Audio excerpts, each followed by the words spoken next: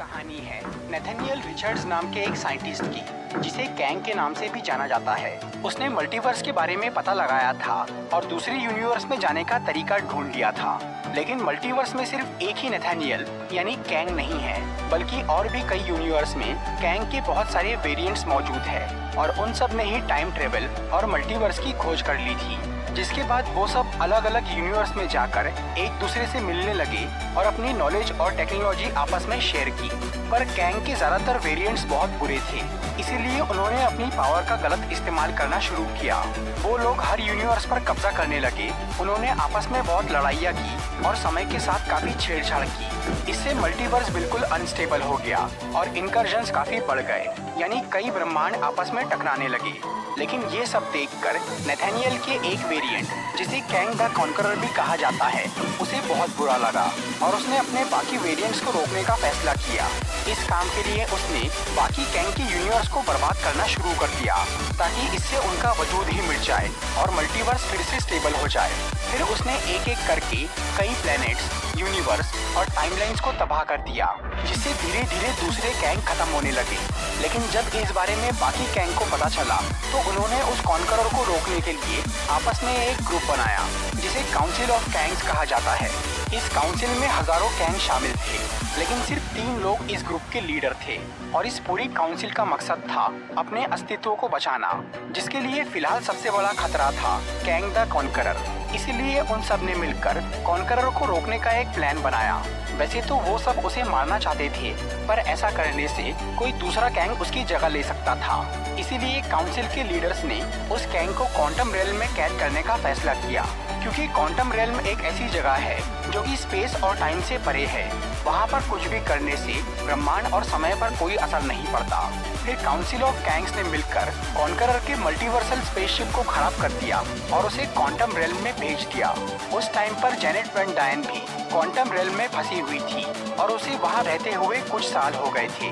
जब कैंग वहाँ पहुँचा तो उसकी मुलाकात जेनेट से होती है और वो जेनेट को बोलता है कि वो गलती से वहाँ आ गया है। फिर उन दोनों में दोस्ती हो जाती है और जब कैंग को ये पता चलता है कि जेनेट भी एक साइंटिस्ट है, तो वो अपना स्पेसशिप सुधारने के लिए उससे मदद मांगता है और वो जेनेट से ये वादा करता है कि वो उसे घर छोड़ देगा और उसका बीता हुआ वक्त भी लौटा देगा। इसीलिए वो दोनों उस स्पेसशिप को ठीक करना शुरू कर देते हैं। पर उस शिप की सबसे बड़ी प्रॉब्लम ये थी कि उसका पावर कोर बहुत डैमेज हो गया था, जिसे ठीक करना बेहद मुश्किल था। लेकिन जेनेट और कैंग काफी समय और मेहनत लगाकर उस पावर कोर को ठीक कर ही देते हैं, जिसे शिप में लगाते ही वो चालू हो जाता है। कैंग का वो स्पेसशिप न्यूरोकाइनेटिक था, मतलब वो उसके दिमाग से जुड़ा हुआ था। इसीलिए जब जेनेट उसे छूती है तब उसे कैंग की असलियत पता चल जाती है कि उसने कई ब्रह्मांडों को तबाह किया है, जिसकी वजह से उसे क्वांटम रेल्म में कैद किया गया है। ये सब देखकर जेनेट बहुत डर जाती है और उसे लगता है कि उसने गलत आदमी की मदद कर दी, क्योंकि कैंग वहाँ से निकलने के बाद भी वही सब काम करने वाला था। इसलिए जेनेट उसके खिलाफ हो जाती है। हालांकि कैंग उसे बोलता है कि वो उसकी दुनिया को बख्श देगा और वो खुशी खुशी अपनी बेटी के साथ रह सकेगी। लेकिन जेनेट अपनी पर्सनल लाइफ को छोड़कर पूरी मल्टीवर्स को बचाने का फैसला करती है और वो कैंग के शिप का पावर कोर लेकर भाग जाती है। फिर वो उस कोर को अपनी पिम पार्टिकल डिस्क से बहुत बड़ा कर देती है, ताकि वो शिप में लगाने लायक न बचे और कैंग हमेशा के लिए क्वांटम रेल्म में फंस जाए। इसके बाद जेनेट वहाँ से भाग जाती है और कैंग उस पावर कोर के बिना अपने स्पेसशिप को चालू नहीं कर पाता। लेकिन क्योंकि अब उसे अपना आर्मर वापस मिल गया था, इसीलिए वो बहुत शक्तिशाली बन गया था। फिर वो अपने आर्मर की मदद से क्वांटम रेल्म पे कब्जा करना शुरू करता है और वहाँ वो अपना बहुत बड़ा साम्राज्य बना लेता है, इस उम्मीद में कि वो किसी दिन वहाँ से बाहर निकलेगा और अपनी फौज से काउंसिल ऑफ कैंग्स को हराएगा। दूसरी तरफ जेनेट क्वांटम रेल्म में भागती फिर रही थी और उसने वहाँ रहने वाले कई लोगों के साथ मिलकर कैंग के खिलाफ जंग भी लड़ी, पर उसकी ताकत के आगे कोई नहीं टिक पाया और कैंग की सल्तनत बढ़ती ही गई। लेकिन इतने साल में भी वो अपने पावर कोर को ठीक नहीं कर पाया। उसे छोटा करने के लिए कैंग को पिम पार्टिकल्स की जरूरत थी, जो कि सिर्फ जेनेट के पास ही मिल सकता था। इसीलिए कैंग ने कई साल तक उसकी तलाश की। फिर 2018 में जेनेट हैंग पिम की मदद से क्वांटम रेल्म से बाहर निकल गई और उसने ये कसम खाई कि वो दोबारा कभी क्वांटम रेल्म में नहीं जाएगी। इस तरह से कुछ साल बीत जाते हैं और अब 2025 में हैंग पिम और स्कॉट लैंग के परिवार खुशी खुशी साथ में रह रहे थे। स्कॉट की बेटी कैसी भी अब अपने पिता की तरह दूसरों की मदद कर रही थी और उसके पास भी खुद का एक एंटमैन सूट था।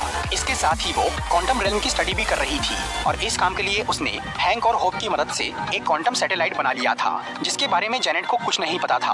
फिर एक दिन कैसी सबको अपना वो सैटेलाइट दिखाती है और वो उसे क्वांटम रेल्म में सिग्नल भेजना शुरू करती है। लेकिन ये देखकर जेनेट बहुत डर जाती है और वो तुरंत उस सैटेलाइट को बंद कर देती है। पर जब तक काफी देर हो गई थी, उधर क्वांटम रेल्म में कैंग को वो सिग्नल मिल जाता है और वो उसके रिस्पॉन्स में कैसी के सैटेलाइट पर एक पोर्टल भेज देता है, जो कि स्कॉट और हैंक के पूरे परिवार को क्वांटम रेल्म के अंदर खींच लेता है। लेकिन वो सब लोग वहाँ पर दो अलग अलग ग्रुप में पहुँचते हैं।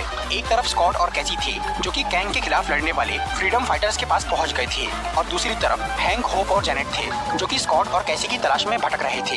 फिर जेनेट का ग्रुप क्राइलर नाम के एक आदमी से मिलने जाता है, जो कि पहले एक फ्रीडम फाइटर था, लेकिन अब वो कैंग के साथ मिल चुका था, और वो जेनेट और उसके साथियों को पकड़वाने की कोशिश करता है। पर वो लोग क्राइलर से लड़के उसका स्पेसशिप लेकर भाग जाते हैं, और तब जेनेट हैंक और होप को कैंग के बारे में सब कुछ बता देती है। उधर स्कॉट और कैसी जिन फ्रीडम फाइटर्स के साथ में थे, उन पर कैंग का एक खास सोल्जर मोडॉक हमला कर देता है। मोडॉक असल में डैरेन क्रॉस यानी येलो जैकेट था। कुछ साल पहले जब स्कॉट ने उसका सूट खराब किया था, तब डैरेन मरा नहीं था, बल्कि वो क्वांटम रेल्म में पहुंच गया था और उसके शरीर की बनावट बहुत बिगड़ गई थी। तब कैंग ने उसकी मदद की और उसे बना दिया mechanized organism designed only for killing यानी मोडॉक। तब से वो कैंग के लिए काम कर रहा है। फिर मोडॉक स्कॉट और कैसी और उन सभी फ्रीडम फाइटर्स को पकड़ लेता है और वो उन्हें कैंग के किले में ले जाकर कैद कर देता है, जहाँ पर कैंग स्कॉट से आकर मिलता है और वो उसे अपने शिप का पावर कोड ठीक करने के लिए बोलता है, जिसके बदले में वो उन्हें घर छोड़ने का वादा करता है। पहले तो स्कॉट इसके लिए नहीं मानता, लेकिन जब कैंग उसे कैसी को मारने की धमकी देता है तो वो राजी हो जाता है। इसके बाद स्कॉट उस बड़े से पावर कोर के नीचे जाता है। वहाँ पर उस कोर की शक्ति की वजह से स्कॉट के हजारों वेरिएंट्स बन जाते हैं, जो कि साथ मिलकर उस कोर को छोटा करने की कोशिश करते हैं, पर उनसे वो काम नहीं हो पाता। तभी हैंक, होप और जेनेट स्कॉट को ढूंढते हुए उस जगह पर पहुंच जाते हैं और फिर होप वहां जाकर स्कॉट की मदद करती है और वो दोनों मिलकर अपनी पिम पार्टिकल डिस्क से उस पावर कोर को बिल्कुल पहले जैसा छोटा कर देते हैं।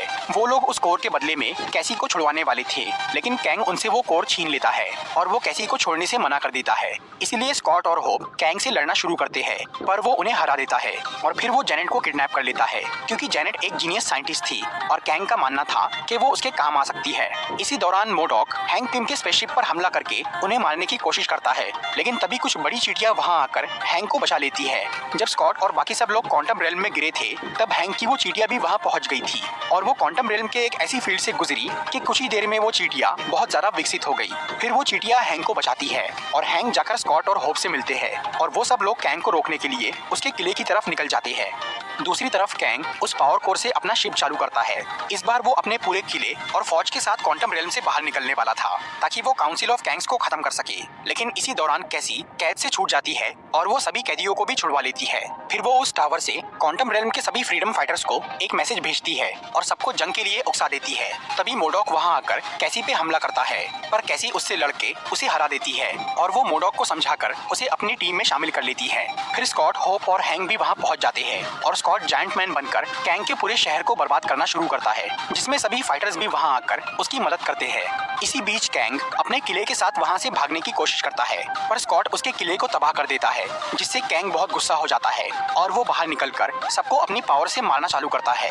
लेकिन तभी हैंक पिम अपनी चींटियों की विशाल सेना के साथ वहां आ जाते हैं और वो कैंग पर हमला कर देते हैं। इसीलिए कैंग एक एनर्जी शील्ड बनाकर खुद को बचाने लगता है, पर तभी मोडॉक वहां आकर कैंग की वो शील्ड तोड़ देता है, जिससे सभी चींटियां कैंग के ऊपर भिड़ जाती है।